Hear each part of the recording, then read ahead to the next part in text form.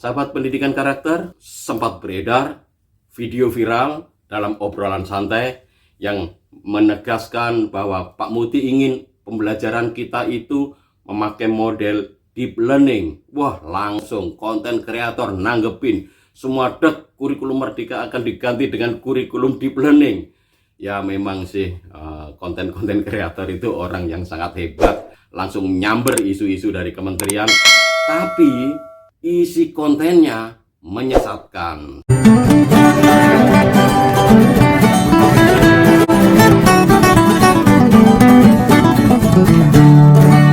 Tanya Pak Doni saja. Sahabat pendidikan karakter, Mendiknas yang baru, Prof. Abdul Muti, ternyata nggak kalah canggih dibandingkan Mas Nadiem Makarim yang memang jago di dalam teknologi. Coba bayangkan saja, baru dilantik sudah langsung mau mengubah kurikulum dengan memasukkan coding, artificial intelligence. Lalu sempat beredar video viral dalam obrolan santai yang menegaskan bahwa Pak Muti ingin pembelajaran kita itu memakai model deep learning. Ini, wah, sahabat pendidikan karakter harus hati-hati. Saya beberapa kali ditanya orang-orang, Mas Doni, apa sih maksudnya deep learning? Yang dimaksud Pak Muti itu, yang katanya kurikulumnya itu pokoknya full, mindful, joyful, meaningful. Jadi kurikulumnya full katanya itu.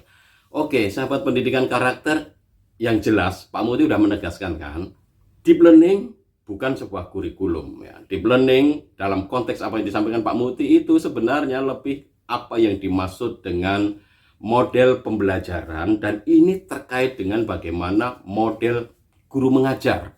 Deep learning itu sebenarnya istilah dari pemrograman komputer ya. Jadi program komputer yang dimodel sesuai dengan cara kerja otak manusia, sehingga jadilah sekarang ini yang namanya artificial intelligence. Jadi gambarannya seperti ini. Otak manusia ini punya struktur, punya fungsi, punya cara bagaimana dia mengolah data, memahami informasi. Kita bisa menentukan ini warnanya merah, hijau, kuning. Barang itu besar, kecil. Sosok ini namanya si Budi, ini si Ani. Itu semua ada prosesnya di dalam mental kita. Jadi kalau kita mengenal orang itu, pasti otomatis otak kita langsung mengkalkulasi pattern, bentuk, model. Kalau ketemu orang, otak kita itu langsung, nggak mungkin dia langsung mengkalkulasi format, pattern, bentuk sebuah binatang misalkan. Karena kalau gajah pasti kata, oh ini bentuknya ini bukan manusia nih, dan bentuknya besar. Ini adalah kemungkinan gajah atau jerapah. Tetapi dengan pendekatan deep learning yang ada di otak kita, di mana kita menyeleksi berbagai macam informasi, manusia bisa menentukan dan bisa membedakan antara gajah dengan jerapah, sama-sama besarnya. Manusia bisa membedakan antara harimau dengan singa, meskipun bentuknya sama, kakinya 4, tetapi bisa sampai spesifik. Itu ada proses mentalnya, teman-teman semua. Jadi proses mental dalam otak kita, cara otak kita memahami realitas sehingga kita menarik kesimpulan atau mengidentifikasi sesuatu, itu ada prosesnya yang berlapis-lapis. Mulai dari bentuk umum, general, sampai spesifik, kemudian dia terspesifikasi sehingga kita bisa memutuskan sesuatu. Nah, ini yang disebut pendekatan deep learning. Jadi pendekatan deep learning itu adalah sebuah proses identifikasi atau pengenalan sebuah benda atau informasi berdasarkan kriteria bentuk-bentuk tertentu yang disaring semakin kecil, semakin detail, sehingga otak kita itu kemudian bisa menarik kesimpulan tentang segala sesuatu. Ini berlaku juga bagi bahasa, pengenalan kita akan gambar-gambar, pengenalan kita akan bentuk, pengenalan kita akan warna, bahkan penciuman kita. Kita setiap kali mencium bau itu bisa membedakan, oh ini bau mangga, ini bau durian. Ini gimana? Penciuman seperti ini sampai sekarang belum ada artificial intelligence-nya ya, teman-teman semua. Yang baru dilakukan oleh artificial intelligence baru meniru cara manusia atau otak manusia memproses informasi. Nah, ini yang harus kita perhatikan. Karena dalam salah satu literatur yang klasik ya, yang judulnya Models of Teaching, seorang guru itu bisa mengajar secara efektif kalau gurunya itu ngajarnya sistematis. Sistematis itu apa? Sistematis itu cara mengajar anak-anak belajar itu sesuai dengan rumus, hukum, kodrat, atau aturan yang ada di dalam otak kita gitu. Ketaatan pada nalar, ketaatan pada apa yang dilakukan oleh otak kita itulah yang membuat pembelajaran itu menjadi lebih mudah. Coba bayangkan saja kalau kita mempelajari sesuatu nggak urut itu, pindah-pindah dari A ke B ke C yang nggak ada sambungannya sama sekali, udah pasti pembelajaran itu nggak berhasil. Kenapa? Ya karena otak manusia itu umumnya terstruktur, sistematis. Pasti memulai dari konsep umum dulu, baru kemudian dibagi lagi menjadi konsep lebih khusus, kemudian konsep yang lebih detail lagi, dielaborasi lagi. Seperti itu langkahnya. Istilahnya kalau kita belajar itu kayak jalan kaki. Kita bisa sih jalan kaki misalkan dari satu titik A ke B. Ada yang jalannya lurus cepat karena tahu 1, 2, 3, 4. Tapi kalau orang nggak tahu tujuannya kemana dan dia nggak tahu jalan-jalannya ini, pikirannya nggak sistematis, dia akan jalannya dari A ke Z ke O ke P, akhirnya kembalinya ke B. Tidak akan efektif. Nah sebenarnya kira-kira seperti itu deep learning itu. Jadi sebenarnya yang harus dipahami oleh Bapak Ibu Guru adalah bagaimana Bapak Ibu Guru memahami cara kerja otak kita. Nah ilmu ini namanya ilmu neuroscience. Dan itu sudah berkembang banyak sekali. Sekarang ini sudah banyak riset-risetnya ya tentang neuroscience ini yang mengajak kita itu untuk mampu belajar dengan lebih efektif. Jadi deep learning itu sebenarnya model algoritma matematika yang diambil diduplikasi dari cara kerja otak manusia. Saat ini kita sudah punya ChatGPT, artificial intelligence yang bisa menjawab semua. Karena apa? Mereka punya kecepatan yang sangat tinggi untuk mengolah data-data. Tapi kecepatan komputer sekarang itu belum bisa secepat bagaimana elektro antara neuron yang ada di otak manusia itu bekerja. Karena otak manusia bekerja itu 1 detik itu bisa miliaran koneksi yang terjadi di dalam jaring-jaring otak kita itu. Jadi sangat luar biasa. Maka kalau Bapak Ibu Guru tahu bagaimana otak kita bekerja, pasti kita akan mengajar anak itu dengan lebih efektif. Dia belajarnya akan lebih mindful. Berarti dia bisa fokus. Saya kasih contoh deh. Contoh pembelajaran deep learning yang mindful itu apa? Untuk anak TK, gampang Bapak Ibu. Kita berikan saja anak TK itu bentuk-bentuk buah. Ada buah mangga, apel, jeruk, durian, dan lain-lain. Kasih bentuk-bentuk itu semuanya dengan warna-warni yang berbeda.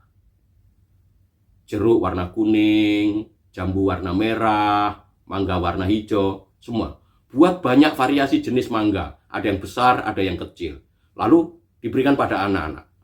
Anak-anak dari banyak gambar buah-buahan ini, coba kalian seleksi bentuk-bentuk buah yang sama. Kan buah mangga itu kan meskipun bentuknya sama-sama bulat gitu, tetapi kan ada yang ciri khasnya kan. Pasti anak-anak TK aja bisa membedakan. Oh ini mangga, ini bukan. Ini mangga, ini bukan. Asal dia tahu dulu. Harus kodifikasi ini mangga ya anak-anak gitu. Lalu dia akan ngecek ini mangga. Dia bisa membedakan pasti anak-anak itu. Ini mangga, ini jeruk, ini jambu, ini durian. Lalu buat lagi simulasi. Ada jeruk warnanya merah, ada yang kuning, ada yang hijau misalkan ya. Coba anak-anak kumpulkan buah yang satu warna. Jadi buahnya macam-macam. Ada yang buahnya itu bisa jambu, durian. Tetapi dalam simulasi kita itu sudah ada banyak warna. Sehingga anak-anak kita latih untuk mengklasifikasi. Klasifikasinya apa? Berdasarkan warna. Tetapi buahnya bisa berbeda-beda. Kalau latihan yang pertama, anak kita kasih klasifikasi berdasarkan identifikasi buah.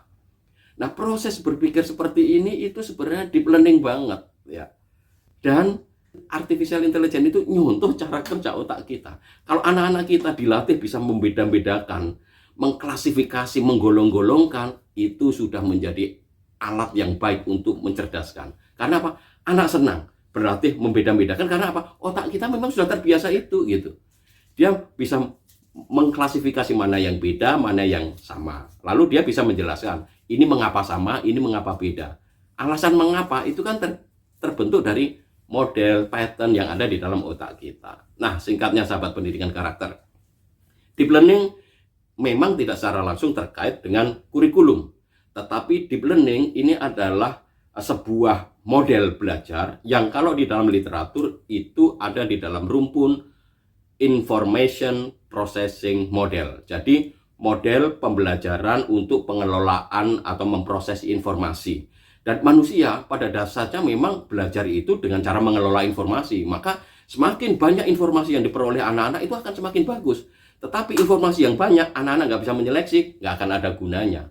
Dan kemampuan otak manusia itu ternyata hebatnya apa? Dia bisa menyeleksi berbagai macam data. Nah, anak-anak kita harus dilatih untuk menyeleksi berbagai macam data, untuk memilah mana data yang bagus, mana yang relevan, data yang tidak. Karena dari situlah manusia membentuk konsep-konsep. Jadi intinya sebenarnya pembelajaran berbasis deep learning atau deep learning model atau model of teaching yang berbasis mungkin dengan pendekatan deep learning itu sebenarnya kalau kita kualifikasi di dalam models of teaching itu masuk di dalam rumpun information processing models, yaitu proses pembelajaran yang induktif. Induktif itu apa? Belajar dari pengalaman. Maka pembelajaran dari pengalaman itu ada trial and error-nya. Kita misalkan nih kalau pergi ke sebuah jalan, lewat ini jalan buntu, kita kan nggak akan lewat lagi. Kalau nanti kita akan ke sebuah tempat, nggak akan lewat jalan itu lagi. Kenapa? Karena kita tahu, sudah ada jalan buntu pengalaman kita. Maka di otak kita sudah tercatat, itu jalan buntu. Maka kita akan diberi alternatif untuk mencari jalan lain. Itu sebenarnya cara berpikir kita. Dan itu dicontoh oleh platform digital untuk transportasi kan. Maka mereka bisa mencari rute yang paling cepat. Kalau di sini biasanya macet jam-jam tertentu, nanti nggak akan direkomendasikan lewat itu. Dia akan lewat yang lain. Itu bagaimana? Ya karena mempergunakan mekanisme bahwa manusia ini ada struktur berpikirnya, kita belajar dari pengalaman, dan itu proses belajar dari pengalaman, dari A ke B, kalau salah lalu dia milih ke C, itu semua proses pendekatan ini kalau di dalam komputer namanya algoritma. Dan algoritma itu bahasanya apa? Ya bahasa coding.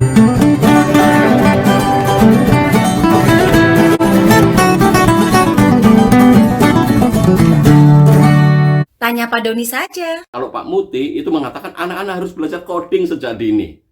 Mau tahu apa itu coding dan relevansinya bagi kita? Tunggu TPDS selanjutnya.